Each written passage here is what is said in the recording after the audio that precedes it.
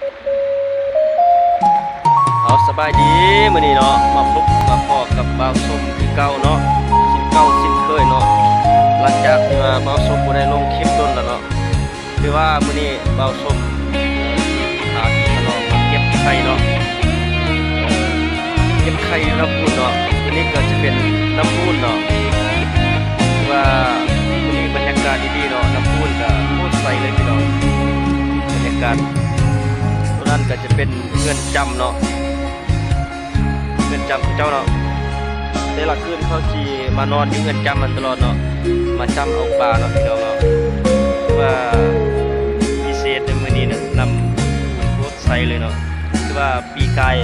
หลัก 2-3 ปีหลังคือว่าน้ำพุข้นหลายเนาะคือว่ามื้อนี้บ่าวส้มสิมากินไข่เนาะไปเบิ่ง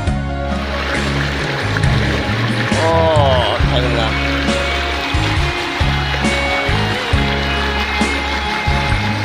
โอ้เงินจำนี่เขาไปอยู่แล้วเนาะเงินจำห้างแล้วเนาะเขายังนอนอยู่บ่เงินจำนี่โอ้เขายังนอนอยู่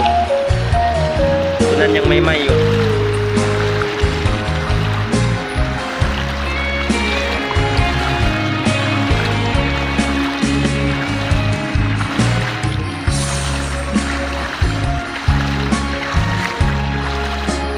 น้ำโคตรเย็นเลยพี่น้อง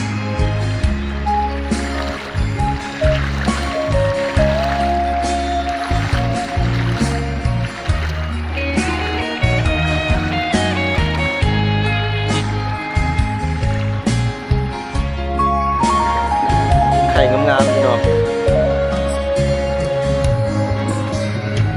มีไข่อ่อนๆ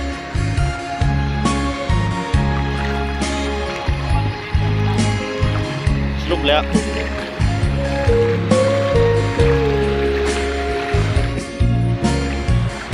ชมวิวบรรยากาศพี่น้องน้ำโคตรเย็นเลยนี่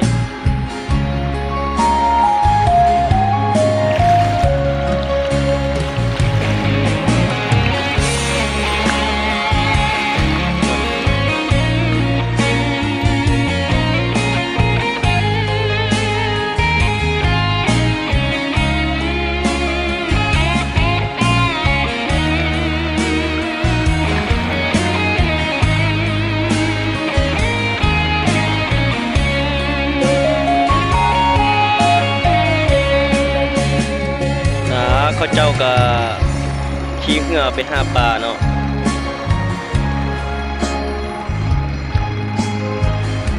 ปลาสดขี่เหือใช่หาปลาบางตัวนี้เลยเขาเจ้าขี่ไปหาปลาเอามาใส่มองบางตัวนั้นนะ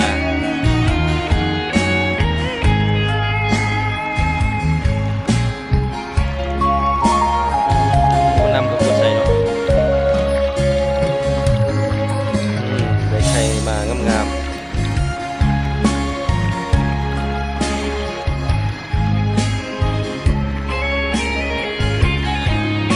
โอ้เขายังอยู่เนาะเฮือนจำอันนี้เนาะ